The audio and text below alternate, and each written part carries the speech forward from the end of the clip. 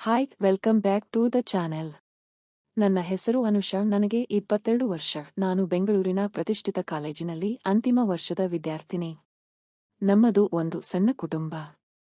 ಅಪ್ಪ ಇಲ್ಲ, ಅಮ್ಮ ರಾಜೇಶ್ವರಿ ಅವರಿಗೆ 50 ವರ್ಷ. ಅವರೇ ನಮ್ಮೆಲ್ಲರ ಆಧಾರ. ನಾವು ಹೆಣ್ಣು ಮಕ್ಕಳು ಮಾತ್ರ, ಗಂಡು ಮಕ್ಕಳಿಲ್ಲ. ಹಾಗಾಗಿ ನಮ್ಮ ಅಕ್ಕ ಕಾವ್ಯ 28 ಮದುವೆಯಾದಾಗ ಅವರ ಗಂಡ ವಿಜಯ್ 30 ನಮ್ಮ ಮನೆಯ ಅಳಿಯನಾದರು. ನಮ್ಮ ಮನೆಗೆ ಒಬ್ಬ ಗಂಡು ಆಧಾರ ಬೇಕೆಂಬುದು ಅಮ್ಮನ ಆಸೆಯಾಗಿತ್ತು. ಮಾವ ವಿಜಯ್ ಒಂದು ಪ್ರತಿಷ್ಠಿತ ಖಾಸಗಿ ಕಂಪನಿಯಲ್ಲಿ ಉನ್ನತ ಹುದ್ದೆಯಲ್ಲಿದ್ದಾರೆ. ನನ್ನ ಮನಸ್ಸಿನಲ್ಲಿ ಮಾವನ ಬಗ್ಗೆ ಒಂದು ವಿಚಿತ್ರವಾದ ಭಾವನೆ ಹುಟ್ಟಿದ್ದು ಹೇಗೆ ಎಂದು ನನಗೆ ಈಗಲೂ ನೆನಪಿಲ್ಲ. ಅಕ್ಕನ ಕೋಪಕ್ಕೆ ಮಾವನವರು ನೀಡುತ್ತಿದ್ದ ಉತ್ತರ, ಅವರ ಕಣ್ಣುಗಳಲ್ಲಿನ ಕಾಳಜಿ, ಅವರ ಮಾತುಗಳಲ್ಲಿನ ಹಾಸ್ಯ, ಇವೆಲ್ಲವೂ ನನ್ನ ಮನಸ್ಸನ್ನು ಆವರಿಸಿದ್ದವು. ನಾನು ಅವರನ್ನು ಕೇವಲ ಅಕ್ಕನ ಗಂಡನಾಗಿ ನೋಡುತ್ತಿರಲಿಲ್ಲ. ಅದರಾಚೆಗಿನ ಭಾವನೆ ನನ್ನಲ್ಲಿತ್ತು. ಆ ಭಾವನೆ ನನಗೂ ಒಂದು ರೀತಿಯ ಥ್ರಿಲ್ ಕೊಡುತ್ತಿತ್ತು. ಒಂದು ದಿನ ಸಾಯಂಕಾಲ ಮಾವ ಆಫೀಸಿನಿಂದ ತಡವಾಗಿ ಬಂದರು. ಅವರ ಮುಖದಲ್ಲಿ ದಿನವಿಡೀ ಕೆಲಸ ಮಾಡಿದ ದಣಿವು ಎದ್ದು ಕಾಣುತ್ತಿತ್ತು. ನಾನು ಹಾಲ್ನಲ್ಲಿ ಕುಳಿತು ಪರೀಕ್ಷೆಗಾಗಿ ಓದುತ್ತಿದ್ದೆ. ಅಂದು ನಾನು ಮನೆಯಲ್ಲಿ ಬಳಸುವ ಒಂದು ಸರಳವಾದ ಟೀ ಶರ್ಟ್ ಮತ್ತು ಶಾರ್ಟ್ಸ್ ಹಾಕಿದ್ದೆ. ನನ್ನ ಹತ್ತಿರ ಬಂದು ಮಾವ ಕುಳಿತರು. ಏನು ಅನುಷಾ, ಇನ್ನೂ ಓದುತ್ತಾ ಇದ್ದೀಯಾ ಎಂದು ನಗುತ್ತಾ ಕೇಳಿದರು. ನಾನು ಹೌದು ಮಾವ, ಇನ್ನೇನು ಸ್ವಲ್ಪ ಇದೆ ಎಂದೆ. ಆಕಸ್ಮಿಕವಾಗಿ ಅವರ ಕೈ ನನ್ನ ಕೈಗೆ ತಾಕಿದಾಗ ನನ್ನ ದೇಹದಲ್ಲಿ ಒಂದು ವಿಚಿತ್ರವಾದ ಸಂಚಾರ ಉಂಟಾಯಿತು. ಅವರ ಬೆಚ್ಚನೆಯ ಸ್ಪರ್ಶದಲ್ಲಿ ಒಂದು ಹೊಸ ಭಾವನೆ ಇತ್ತು. ನಾನು ತಕ್ಷಣ ನನ್ನ ಕೈಯನ್ನು ಹಿಂದಕ್ಕೆ ತೆಗೆದುಕೊಂಡೆ. ಮಾವ ಏನನ್ನೂ ಗಮನಿಸಿದಂತೆ ಇರಲಿಲ್ಲ. ಆದರೆ ಆ ಒಂದು ಸ್ಪರ್ಶ ನನ್ನ ಮನಸ್ಸಿನಲ್ಲಿ ಇಡೀ ದಿನ ಕಾಡುತ್ತಿತ್ತು.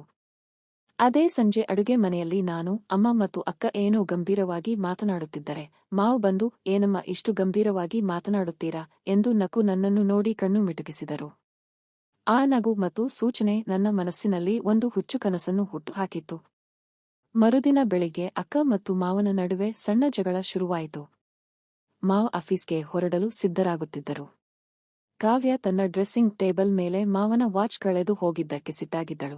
ನಿಮ್ಮ ಕೆಲಸವೇ ಹೀಗೆ, ಎಲ್ಲವನ್ನೂ ಬೇಕಾದಾಗ ಮಾತ್ರ ಹುಡುಕುವುದು ಎಂದು ಕಾವ್ಯ ಸಿಟ್ಟಾದಳು. ಮಾವ ನಗುತ್ತಾ, ನನ್ನ ವಾಚ್ ಇಲ್ಲ ಅಂದರೆ ನೀನು ನನ್ನ ಕೈ ಹಿಡಿದುಕೊಂಡು ಇರುತ್ತೀಯ ಅಂತ ಹೇಳು ಎಂದು ತಮಾಷೆ ಮಾಡಿದರು. ಅಕ್ಕ ಮಾವನ ಬೆನ್ನಿಗೆ ಒಂದು ಸಣ್ಣ ಹೊಡೆತ ಕೊಟ್ಟಳು. ಆಗ ಮಾವ, ನನ್ನ ವಾಚ್ ಸಿಗದೇ ಇದ್ದರೆ ನಾನು ಎಲ್ಲೂ ಹೋಗಲ್ಲ, ನಿಮ್ಮಿಬ್ಬರ ಜೊತೆ ಟಿವಿ ನೋಡಿಕೊಂಡು ಕೂರುತ್ತೇನೆ ಎಂದರು. ಅವರ ಮುಖದಲ್ಲಿನ ಮುಗ್ಧತೆ ನನ್ನನ್ನು ನಗಿಸಿತು. ಜೊತೆಗೆ ಆ ಮಾತುಗಳಲ್ಲಿನ ಪ್ರೀತಿ ನನ್ನ ಮನಸ್ಸಿನಲ್ಲಿ ಒಂದು ರೀತಿಯ ತೀವ್ರವಾದ ಸಂಕಟದ ಭಾವನೆಯನ್ನು ಹುಟ್ಟುಹಾಕಿತು. ಮಾವ ಆಫೀಸ್ಗೆ ಹೋದ ನಂತರ ಅಕ್ಕನ ಮುಖದಲ್ಲಿನ ಸಿಟ್ಟು ಮಾಯವಾಗಿತ್ತು. ಅವರು ಎಷ್ಟೇ ಕೋಪ ಮಾಡಿದರೂ ನನ್ನ ವಿಜಯ್ ಯಾವಾಗಲೂ ನನ್ನನ್ನು ನಗಿಸುತ್ತಾನೆ ಎಂದು ಅಮ್ಮನ ಬಳಿ ಹೇಳಿಕೊಂಡಳು. ಅದನ್ನು ಕೇಳಿ ನನ್ನ ಹೃದಯಕ್ಕೆ ಒಂದು ಸಣ್ಣ ನೋವು ಉಂಟಾಯಿತು. ಒಂದು ದಿನ ನಾವು ಒಂದು ಮದುವೆ ಸಮಾರಂಭಕ್ಕೆ ಹೋಗಬೇಕಿತ್ತು. ಎಲ್ಲರೂ ಬೇಗ ಬೇಗ ಸಿದ್ಧರಾಗಬೇಕಿತ್ತು. ಅಕ್ಕ ಮತ್ತು ಅಮ್ಮ ಬೇರೆ ಕೆಲಸಗಳಲ್ಲಿ ನಿರತರಾಗಿದ್ದರು. ನಾನು ನನ್ನ ಹೊಸದಾದ ಕೆಂಪು ಬಣ್ಣದ ಮಿನಿ ಫ್ರಾಕ್, ಅದಕ್ಕೆ ಬೇಕಾದ ಒಳ ಉಡುಪು ಮತ್ತು ಟವೆಲ್ ತೆಗೆದುಕೊಂಡು ಆತುರದಿಂದ ಬಾತ್ರೂಮ್ ಒಳಗೆ ಹೋದೆ. ಆದರೆ ಆತುರದಲ್ಲಿ ಬಾಗಿಲಿಗೆ ಚಿಲಕ ಹಾಕಲು ಮರೆತಿದ್ದೆ. ಸ್ನಾನ ಮುಗಿಸಿ ಡ್ರೆಸ್ ಹಾಕಿಕೊಳ್ಳುತ್ತಿದ್ದಾಗ ಇದ್ದಕ್ಕಿದ್ದಂತೆ ಹೊರಗಿನಿಂದ ಅಕ್ಕನ ಕೋಪದ ಧ್ವನಿ ಕೇಳಿಸಿತು. ವಿಜಯ್, ನೀವು ಯಾವಾಗಲೂ ಬೇಗ ಹೋಗಿ ಸ್ನಾನ ಮಾಡಿ ರೆಡಿಯಾಗಿ ಎಂದು ಸಿಟ್ಟಿನಿಂದ ಹೇಳಿದಳು. ಆಗಲೇ ಮಾವ ತಮ್ಮ ಟವೆಲ್ ಮತ್ತು ಬಟ್ಟೆಗಳನ್ನು ಹಿಡಿದುಕೊಂಡು ಬಾತ್ರೂಮ್ನತ್ತ ಬಂದರು. ಅವರು ಬಾಗಿಲ ಬಳಿ ಬಂದು ನನ್ನ ಟವೆಲ್ ಮತ್ತು ಒಳ ಉಡುಪು ಸೇರಿದಂತೆ ನನ್ನ ಬಟ್ಟೆಗಳನ್ನು ನೋಡಿ, ಅಯ್ಯೋ, ಅನುಷ ಒಳಗೆ ಇದ್ದಾರೆ ಎಂದು ಅಂದುಕೊಂಡು ತಕ್ಷಣವೇ ಹಿಂದೆ ಸರಿಯುವ ಶಬ್ದ ಕೇಳಿಸಿತು. ಆಗ ನನ್ನ ಹೃದಯ ಜೋರಾಗಿ ಬಡಿದುಕೊಂಡಿತ್ತು. ಮಾವ ನನ್ನನ್ನು ನೋಡಿಬಿಟ್ಟಿದ್ದರೆ ಏನು ಆಗುತ್ತಿತ್ತು ಎಂದು ಯೋಚಿಸಿ ನನಗೆ ಬೆವರಿಳಿಯಿತು. ಆದರೆ ಮಾವನಿಗೆ ನಾನು ಇಷ್ಟವಾಗಿದ್ದೇನೆ ಎಂದು ನನಗೆ ಗೊತ್ತಿತ್ತು. ಮದುವೆ ಸಮಾರಂಭಕ್ಕೆ ಹೊರಡುವ ಮೊದಲು ನಾವು ಫ್ಯಾಮಿಲಿ ಫೋಟೋ ತೆಗೆದುಕೊಳ್ಳಲು ನಿಂತಿದ್ದೆವು. ಅಕ್ಕ ಒಂದು ಸರಳವಾದ ನೀಲಿ ಬಣ್ಣದ ಹತ್ತಿಯ ಸೀರೆಯನ್ನು ಹಾಕಿಕೊಂಡಿದ್ದಳು. ಅದು ಅವರಿಗೆ ತುಂಬಾ ಸುಂದರವಾಗಿ ಕಾಣಿಸಿತು. ಆದರೆ ನಾನು ಒಂದು ಆಧುನಿಕ ಕೆಂಪು ಬಣ್ಣದ ಮಿನಿ ಫ್ರಾಕ್ ಅನ್ನು ಹಾಕಿಕೊಂಡಿದ್ದೆ. ನಾನು ನನ್ನ ನೋಟವನ್ನು ಮಾವನ ಕಡೆಗೆ ತಿರುಗಿಸಿದೆ. ಮಾವನ ಕಣ್ಣುಗಳು ನನ್ನ ಮೇಲೆ ಇತ್ತು. ಅವರು ನನ್ನನ್ನು ನೋಡಿ, ಅನುಷಾ, ನೀನು ಇಷ್ಟು ಚೆನ್ನಾಗಿ ಕಾಣಿಸುತ್ತೀಯಾ ಎಂದು ನನಗೆ ಗೊತ್ತಿರಲಿಲ್ಲ ಎಂದು ಹೇಳಿದರು. ಅವರ ಆ ಮಾತು ನನ್ನ ಮನಸ್ಸಿಗೆ ಒಂದು ರೀತಿಯ ಖುಷಿ ತಂದಿತ್ತು. ನಾನು ಅವರ ಬಳಿ ಹೋಗಿ, ಮಾವ್, ಈ ಡ್ರೆಸ್ ನಿಮಗೆ ಇಷ್ಟವಾಗಿದೆಯೇ ಎಂದು ಕೇಳಿದೆ. ಅವರು ನಗುತ್ತಾ, ನೀನು ಸುಂದರವಾಗಿ ಕಾಣಿಸುತ್ತೀಯ, ಆದರೆ ನಿನ್ನ ಅಕ್ಕನಂತೆ ನೀನು ಸರಳವಾಗಿ ಇರಬೇಕಿತ್ತು ಎಂದು ಹೇಳಿದರು. ಅವರ ಆ ಮಾತು ನನ್ನನ್ನು ಒಂದು ಕ್ಷಣ ಗೊಂದಲಕ್ಕೀಡು ಮಾಡಿತು. ಆದರೆ ನನ್ನ ಡ್ರೆಸ್ ಅವರಿಗೆ ಇಷ್ಟವಾಗಿದೆ ಎಂದು ನನಗೆ ಗೊತ್ತಿತ್ತು.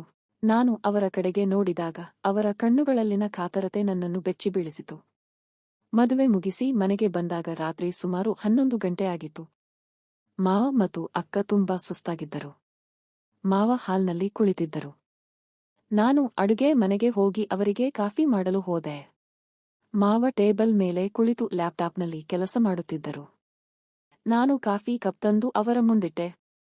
ಆಗ ಆಕಸ್ಮಿಕವಾಗಿ ನನ್ನ ಕೈಯಿಂದ ಸ್ವಲ್ಪ ಕಾಫಿ ಅವರ ಪ್ಯಾಂಟ್ಗೆ ಚೆಲ್ಲಿ ಹೋಯಿತು. ಮಾವ ತಕ್ಷಣ ಎದ್ದು ನಿಂತರು. ನಾನು ಗಾಬರಿಯಿಂದ ಟಿಶ್ಯೂ ಪೇಪರ್ ತೆಗೆದುಕೊಂಡು ಒರೆಸಲು ಹೋದೆ. ನನ್ನ ಕೈ ಅವರ ತೊಡೆಯನ್ನು ಸ್ಪರ್ಶಿಸಿತು. ಆ ಸ್ಪರ್ಶದಲ್ಲಿ ಒಂದು ವಿಚಿತ್ರವಾದ ಭಾವನೆ ಇತ್ತು. ನಾನು ತಕ್ಷಣ ತಲೆ ಎತ್ತಿ ನೋಡಿದೆ. ಮಾವ ನನ್ನನ್ನೇ ನೋಡುತ್ತಿದ್ದರು. ಅವರ ಕಣ್ಣುಗಳಲ್ಲಿ ಒಂದು ಕ್ಷಣದ ಕಾತರತೆ ಇತ್ತು, ಆದರೆ ತಕ್ಷಣ ಅವರು ತಮ್ಮ ನೋಟವನ್ನು ಬದಲಾಯಿಸಿಕೊಂಡರು. ಆ ಒಂದು ಕ್ಷಣ ನನ್ನನ್ನು ಬೆಚ್ಚಿ ಬೀಳಿಸಿತು. ನನ್ನ ಮನಸ್ಸಿನಲ್ಲಿ ಒಂದು ಹೊಸ ಆಸೆ ಚಿಗುರೊಡೆಯಲಾರಂಭಿಸಿತು. ಒಂದು ಭಾನುವಾರ ರಾತ್ರಿ ಮನೆಯಲ್ಲಿ ಎಲ್ಲರೂ ಮಲಗಿದ್ದೆವು. ಅಕ್ಕ ಕಾವ್ಯ ತನ್ನ ರೂಮಿನಲ್ಲಿ ಮಾವನೊಂದಿಗೆ ಮಲಗಿದ್ದಳು. ನಾನು ನನ್ನ ರೂಮಿನಲ್ಲಿ ನಿದ್ರೆ ಮಾಡಲು ಪ್ರಯತ್ನಿಸುತ್ತಿದ್ದೆ. ಇದ್ದಕ್ಕಿದ್ದಂತೆ ನನಗೆ ಮಾವ ಮತ್ತು ಅಕ್ಕನ ರೂಮಿನಿಂದ ನಗುವಿನ ಶಬ್ದ ಕೇಳಿಸಿತು. ಅಕ್ಕ ಮಾವನ ಜೊತೆ ತಮಾಷೆ ಮಾಡುತ್ತಿದ್ದಳು. ಮಾವ ಜೋರಾಗಿ ನಗುತ್ತಿದ್ದರು. ಅಕ್ಕನ ಮಾತುಗಳು ನಿಧಾನವಾಗಿದ್ದವು, ಆದರೆ ನಗುತ್ತಲೇ ಮಾತನಾಡುತ್ತಿದ್ದಳು. ಆ ನಗುವಿನ ಶಬ್ದ ನನ್ನ ಕಿವಿಯಲ್ಲಿ ಒಂದು ರೀತಿಯ ಮಧುರವಾದ ಗೀತೆಯಂತೆ ಕೇಳಿಸಿತು. ಆ ಸಮಯದಲ್ಲಿ ನಾನು ನನ್ನ ಕಣ್ಣುಗಳನ್ನು ಮುಚ್ಚಿದೆ. ನನ್ನ ಮನಸ್ಸಿನಲ್ಲಿ ಮಾವ ಮತ್ತು ನನ್ನ ಬಗ್ಗೆ ಒಂದು ರೀತಿಯ ಕನಸು ಹುಟ್ಟಿಕೊಂಡಿತ್ತು. ಆ ಕನಸಿನಲ್ಲಿ ನಾನು ಮಾವನ ಜೊತೆ ತಮಾಷೆ ಮಾಡುತ್ತಿದ್ದೆ, ಮಾತನಾಡುತ್ತಿದ್ದೆ. ಮಾವ ನನ್ನನ್ನು ಪ್ರೀತಿಯಿಂದ ನೋಡುತ್ತಿದ್ದರು. ಆ ಕನಸು ನನ್ನನ್ನು ಮತ್ತಷ್ಟು ಗೊಂದಲಕ್ಕೀಡು ಮಾಡಿತು. ಅವರ ಆ ನಗುವಿನ ಹಿಂದೆ ಅಡಗಿರುವ ಪ್ರೀತಿಯನ್ನು ನೋಡಿದಾಗ ನನ್ನ ಮನಸ್ಸಿನಲ್ಲಿ ಒಂದು ರೀತಿಯ ಆಸೆ ಚಿಗುರೊಡೆಯಿತು. ಒಂದು ದಿನ ನಾನು ಕಾಲೇಜಿನಿಂದ ಬಂದಾಗ ಅಕ್ಕ ಮತ್ತು ಮಾವ ಏನೋ ಗಂಭೀರವಾಗಿ ಮಾತನಾಡುತ್ತಿದ್ದರು. ಅಕ್ಕ ಅಳುತ್ತಿದ್ದಳು. ನಾನು ಏನಾಯಿತು ಎಂದು ಕೇಳಿದೆ. ಆಗ ಅಕ್ಕ ಹೇಳಿದಳು, ವಿಜಯ್ಗೆ ಬೇರೆ ಕಡೆ ಜಾಬ್ ಆಫರ್ ಬಂದಿದೆ. ಅವರು ಬೇರೆ ಊರಿಗೆ ಹೋಗಬೇಕಂತೆ. ಆ ಮಾತು ಕೇಳಿ ನನ್ನ ಮನಸ್ಸು ಭಾರವಾಯಿತು. ಮಾವ ನಮ್ಮನ್ನು ಬಿಟ್ಟು ಹೋಗುತ್ತಾರ? ನನ್ನ ಮನಸ್ಸಿನ ಆಸೆ ಹಾಗೆ ಉಳಿದುಬಿಡುತ್ತದ? ಆ ರಾತ್ರಿ ಊಟದ ಸಮಯದಲ್ಲಿ ಎಲ್ಲರೂ ಮೌನವಾಗಿದ್ದರು. ಮಾವ ಹೇಳಿದರು, ನಾನು ಹೋಗುವುದರ ಬಗ್ಗೆ ಇನ್ನೊಮ್ಮೆ ಯೋಚಿಸುತ್ತೇನೆ. ನಿಮ್ಮೆಲ್ಲರನ್ನೂ ಬಿಟ್ಟು ಹೋಗಲು ನನಗೆ ಕಷ್ಟವಾಗುತ್ತಿದೆ. ಅಕ್ಕ ಮಾವನ ಕೈ ಹಿಡಿದು, ನೀವು ನಮ್ಮನ್ನು ಬಿಟ್ಟು ಎಲ್ಲಿಯೂ ಹೋಗಬೇಡಿ ಎಂದು ಅಂದಳು. ಅವರ ಪ್ರೀತಿಯನ್ನು ನೋಡಿದಾಗ ನನ್ನ ಮನಸ್ಸಿನಲ್ಲಿ ಒಂದು ನೋವು ಉಂಟಾಯಿತು. ಮಾವ ನನ್ನ ಅಕ್ಕನಿಗೆ ಎಷ್ಟು ಮುಖ್ಯ ಎಂದು ನನಗೆ ಅರಿವಾಯಿತು. ಮಾವ ಕೊನೆಗೆ ಆ ಕೆಲಸವನ್ನು ನಿರಾಕರಿಸಿದರು. ಅವರು ನಮ್ಮೊಂದಿಗೆ ಇದ್ದರು. ಆದರೆ ಆ ಘಟನೆಯ ನಂತರ ನಾನು ನನ್ನ ಮಾವನನ್ನು ಬೇರೆಯದೇ ದೃಷ್ಟಿಯಿಂದ ನೋಡಲು ಶುರು ಮಾಡಿದೆ. ಅವರ ಮೇಲಿದ್ದ ಆಕರ್ಷಣೆ ಕಡಿಮೆಯಾಯಿತು, ಆದರೆ ಗೌರವ ಹೆಚ್ಚಾಯಿತು. ಅವರ ಪ್ರೀತಿ ನನ್ನ ಅಕ್ಕನಿಗೆ ಎಷ್ಟು ಮುಖ್ಯ ಎಂದು ನನಗೆ ಅರಿವಾಯಿತು. ನನ್ನ ಮನಸ್ಸಿನಲ್ಲಿದ್ದ ಫ್ಯಾಂಟಸಿ ಕೇವಲ ಒಂದು ಕ್ಷಣಿಕ ಭಾವನೆ ಎಂದು ಅರಿತುಕೊಂಡೆ. ನಮ್ಮ ಜೀವನದಲ್ಲಿ ಬರುವ ಪ್ರತಿಯೊಂದು ಆಕರ್ಷಣೆಯೂ ಪ್ರೀತಿಯಲ್ಲ, ಆದರೆ ಒಂದು ಕುಟುಂಬದ ಸಂಬಂಧಗಳು ಮತ್ತು ವಿಶ್ವಾಸಕ್ಕಿಂತ ಬೇರೆ ಯಾವುದೂ ಮುಖ್ಯವಲ್ಲ ಎಂಬುದು ನನಗೆ ಅರ್ಥವಾಯಿತು. ಆ ದಿನದ ನಂತರ ನಾನು ನನ್ನ ಮಾವನನ್ನು ಕೇವಲ ಮಾವನಾಗಿ ನೋಡಲಾರಂಭಿಸಿದೆ. ಅವರ ಮೇಲಿದ್ದ ಆಕರ್ಷಣೆ ಕಡಿಮೆಯಾಯಿತು, ಆದರೆ ಗೌರವ ಹೆಚ್ಚಾಯಿತು. ಈ ಅರಿವು ನನ್ನ ಜೀವನದ ಬಹು ದೊಡ್ಡ ಪಾಠವಾಗಿದೆ. ಸ್ನೇಹಿತರೆ, ಈ ಕತೆ ಮುಗಿಯುತ್ತದೆ. ಈ ಕತೆ ಇಷ್ಟವಾಗಿದ್ದರೆ ಈ ವಿಡಿಯೋಗೆ ಲೈಕ್ ಕೊಡಿ.